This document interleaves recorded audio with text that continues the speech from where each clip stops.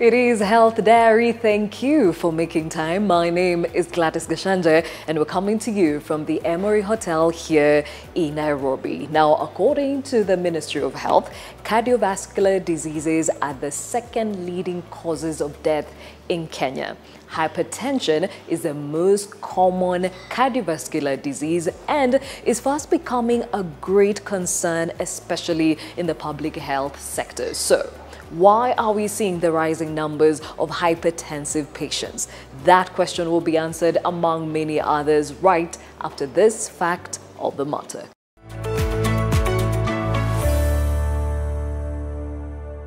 The 2015 National Stepwise Survey for Non-Communicable Diseases reported that 1 in 4 Kenyans is living with hypertension, also known as high blood pressure. More than half of the population have never had their blood pressure measured. Blood pressure is a force that a person's blood exerts against the walls of their blood vessels, and the more blood your heart pumps and the narrower your arteries, the higher your blood pressure. Uncontrolled high blood pressure increases your risk of serious health problems, including heart attack and stroke. Fortunately, hypertension can be easily detected and controlled by medication and a lifestyle change. I got the hypertension in 2010. I was never told. It was discovered after I'd gone down with another condition now called stroke. And now this is when they went to check. Then they found, oh, this thing is too high. The doctors told me now, actually this is that condition. Probably what you are eating or what you are engaging in caused all this. And I agreed because all the time I was engaging in junk food. One, I was eating a lot of meat, eggs, beer. Occasionally I smoked. I accepted and now started that journey of treating and maintaining hypertension. I'm on drugs and they are doing very well.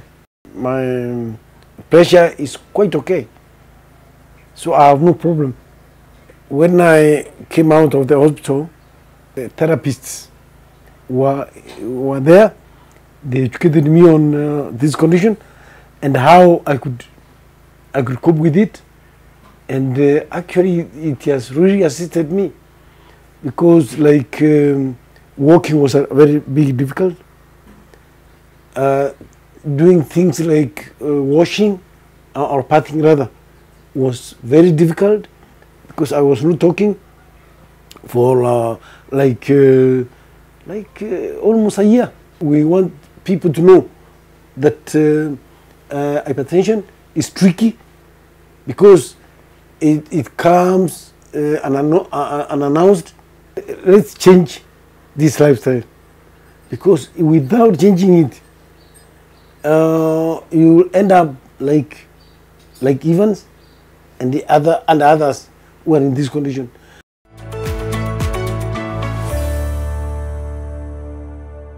So the cases of hypertension in the country have increased over the last 20 years. Why? We try to answer that question and many others right here on Health Diary today. We have Margaret Kilonzo, who is hypertensive. Yes, and is also a community health worker. And of course, we have Dr. Helen Guchu, who is a practicing cardiologist. Thank you, ladies, for joining me. Now, I'll start with you, Daktari. What makes the blood pressure go high? It's a combination of how fast your heart is beating and how stiff your arteries are. So when the arteries become stiffer, that actually increases your blood pressure.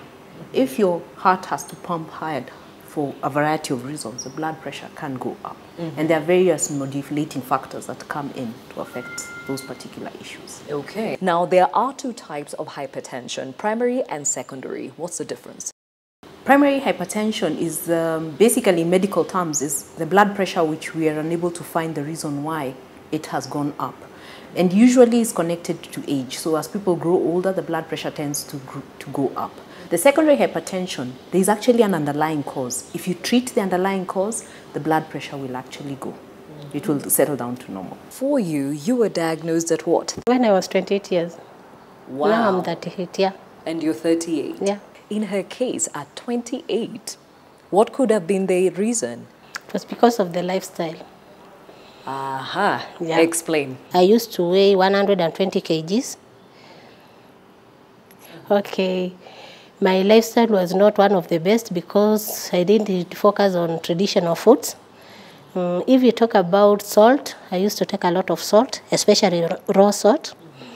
Red meat was my favorite, especially nyama choma. Okay. I didn't know I was trying to look for sickness. But by that time, I didn't have the knowledge. I didn't know the risk. Yeah. So if you check about my food, it contained a lot of oil. About physical activities, I was not doing them.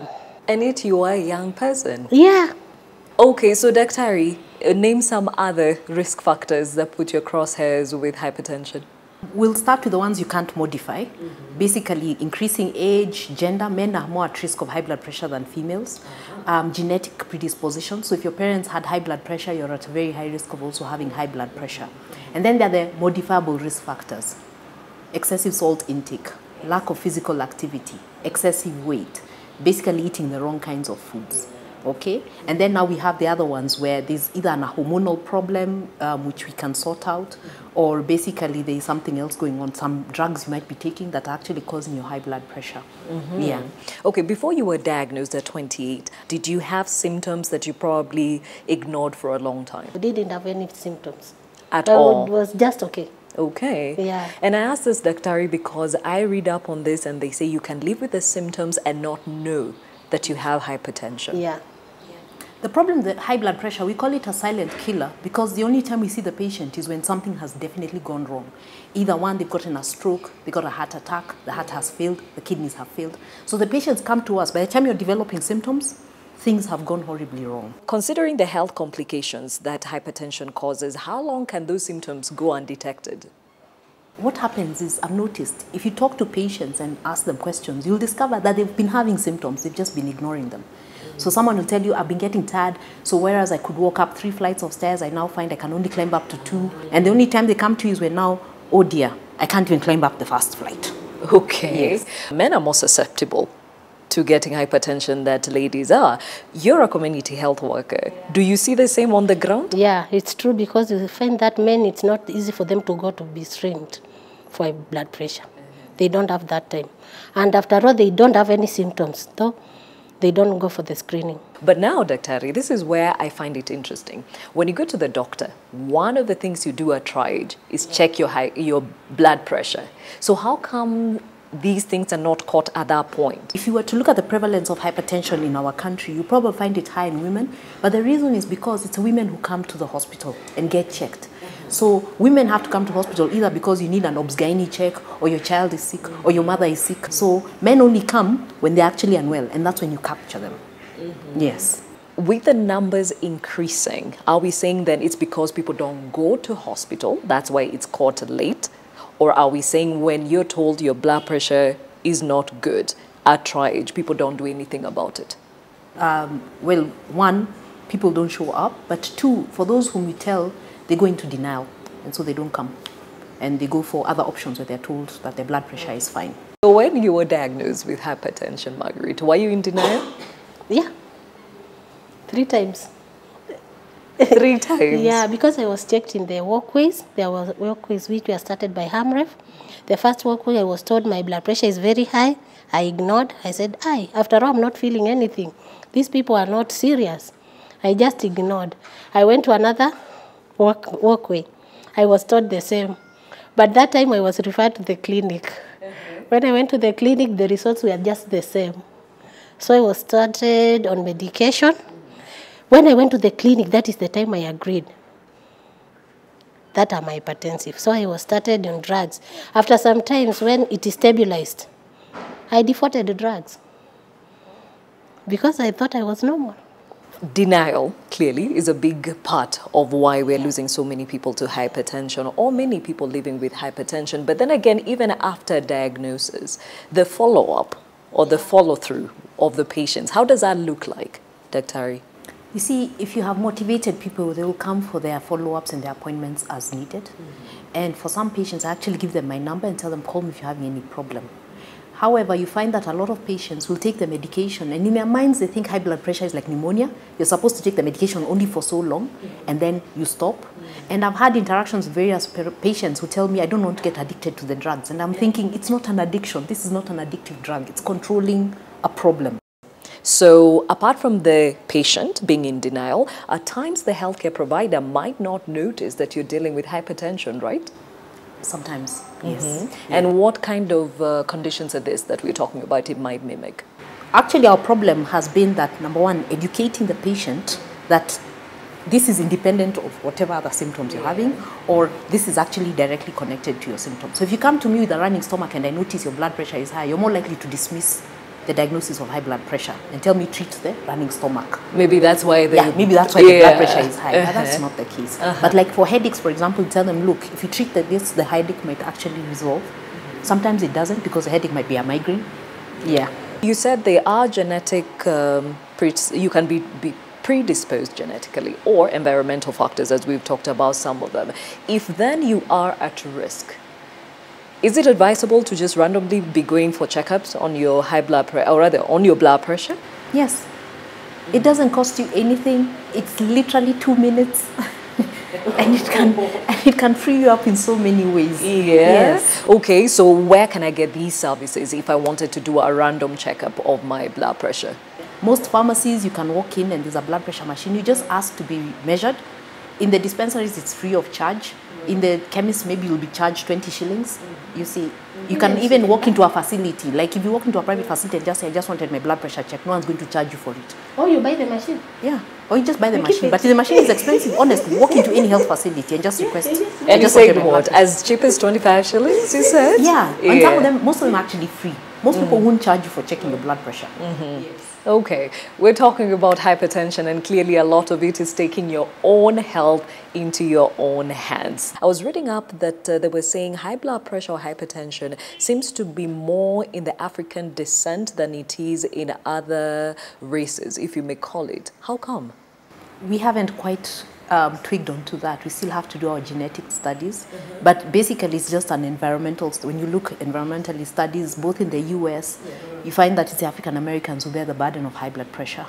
And even when we do studies locally over here, there's a very high prevalence of high blood pressure compared to the other non-communicable diseases. Okay, for you, Margaret, when you go to the community, people are talking about dealing with stress more, mental illnesses and all that. Do you think there's also a connection to the numbers we're seeing in terms of hypertension? Yeah, because sometimes you see that if somebody has a stress, it's a trigger, the issue of high blood pressure. Most of the time, you just create awareness and tell them how to manage their conditions in order to avoid becoming hypertensive. Find a way to manage your stress. You don't have to copycat what your neighbor is doing, but find the route that best works for you. That doesn't mean I'm telling you alcohol is the best route to take. No, but sports and physical activity and talking and counseling, you know, and group activities can actually help with management of stress. There is something, though, I also need to point out. We're seeing a rising number of children. You're seeing them rather obese, and we're going to end up with an epidemic of hypertension and other non-communicable diseases in those children. And that's because of the kind of foods their parents are giving them. I think we need to actually also address that. The lack of physical activity, schools that don't have playgrounds, the taking up of green spaces in the country so that even the schools that don't have a place where they can take the children to play. That should be addressed too. And you will find, like, there are some regions in the country, if there's a high prevalence of diabetes, hypertension is, you know, somewhere in the horizon. And at times it could be because of their foods. For example, central region, because of eating tubers, they deal with more of diabetes, which at times comes with the hypertension. Can that also be something that people can look into? Yes. There are actually numerous studies being conducted with regard to regional differences in prevalence of diabetes and hypertension. Because you find like the coastal region has a very high prevalence of diabetes. And the western region is more of hypertension, not much as diabetes. Central obviously seems to have basically both of them. The northern regions, we're still basically trying to assess what is going on over there. We do have already a predisposition to getting high blood pressure. So we need to start looking very keenly at all the factors that are actually contributing to driving this blood pressure higher. Okay, now uncontrolled hypertension can lead to various complications. Have you dealt with any, Margaret? For me, no. Yeah, no any complication. But in our support group, we have those people who have stroke because they defaulted drugs. Yeah. Others got stroke before they realized they were hypertensive. Yeah. Okay. Dr. What does hypertension come with if not treated early? The complications are, one, from the brain is obviously stroke. The heart, essentially heart attacks and heart failure. The kidneys is danger of basically kidney failure, therefore you go on dialysis. Even in the vessels of the legs, you can end up with peripheral arterial disease. It's basically dependent on the degree of high blood pressure and how well it's been looked after. Because I found very young clients, a 20-year-old who had all the complications, got a stroke, heart failure, kidney failure from the high blood pressure, you know. And he was only 20 and it was diagnosed when he was 18. And what was the cause? Now that was a problem, is that you see it's so expensive to run all the tests that half the time you focus the financial bit on treatment because some of the tests to find out the cause can be quite daunting for the family. Yeah. When you were diagnosed, what did you go into? I was just given medication.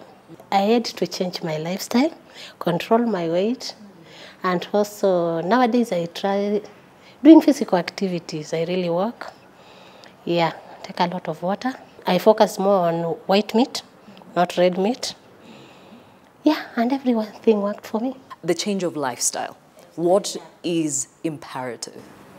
Imperative is, one, get into some physical activity by all means necessary. Okay. Modify the diet. I don't usually give patients direct diets that they should have because it's good to first know what is available to them and you have a discussion with regard to that. Definitely reduce the amount of salt in your food, reduce processed foods in your diet, you know, check on your weight. We're actually having a weight problem. And I keep going back to that.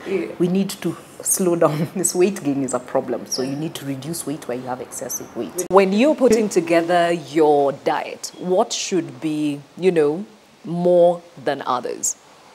Fruits and vegetables. Green leafy vegetables, by all means, have plenty of fruits in your diet. Eat plenty of nuts and seeds. Those are readily available. They don't cost much. Legumes, your beans, your dengus, your jahis, you know, all of those ones. Usually I tell patients eat white, but you know also sometimes red meat you need because of the hemoglobin. So yeah, so you can have a few good pieces, balance. a good balance. The whole idea is do everything in moderation. Okay, so it is costly to manage hypertension. What has been your experience?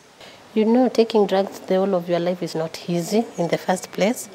And you see, like me, I'm very lucky because AMREF started a project where we get the medication for 100 shillings.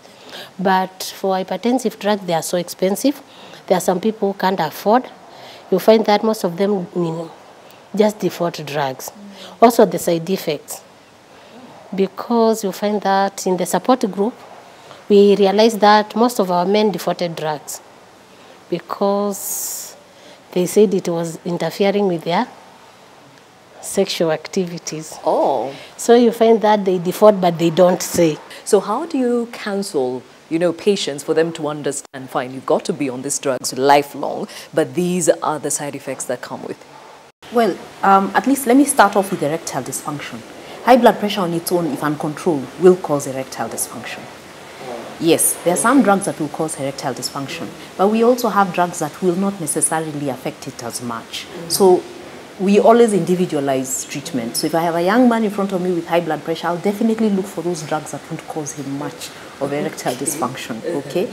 Obviously, if I have a pregnant woman, I have to consider that there's actually a fetus to look after. So her combination of medication will be completely different.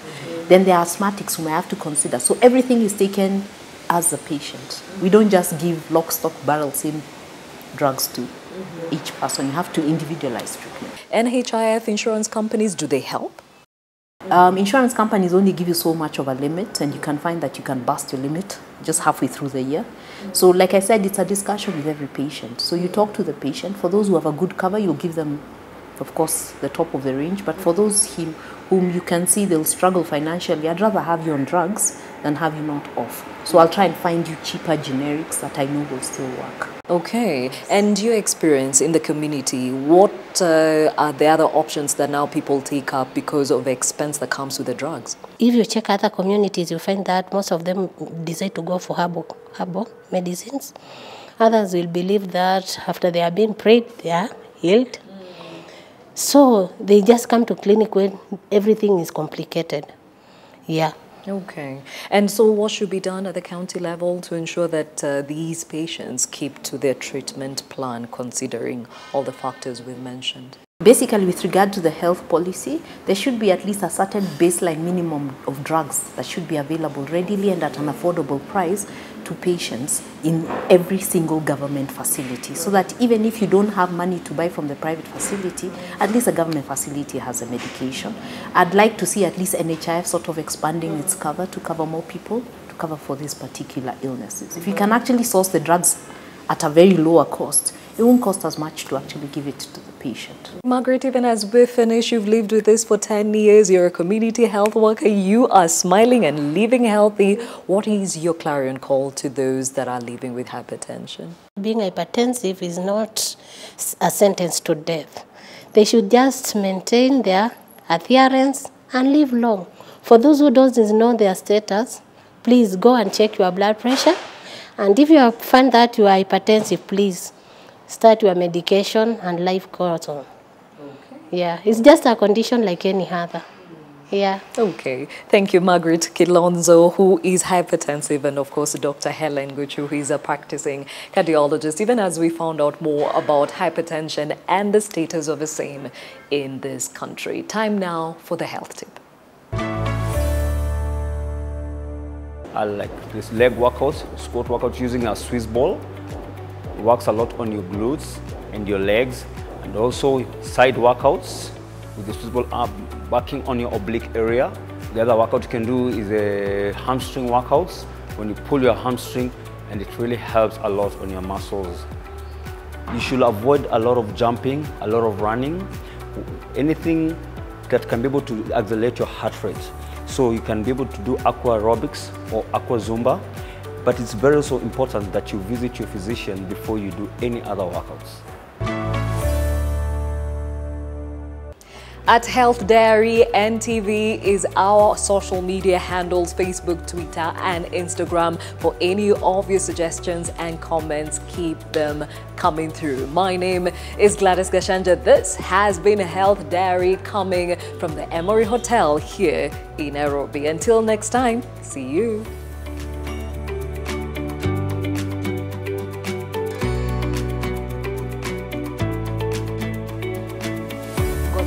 Pages zote zetu zinakuanga at Health Diary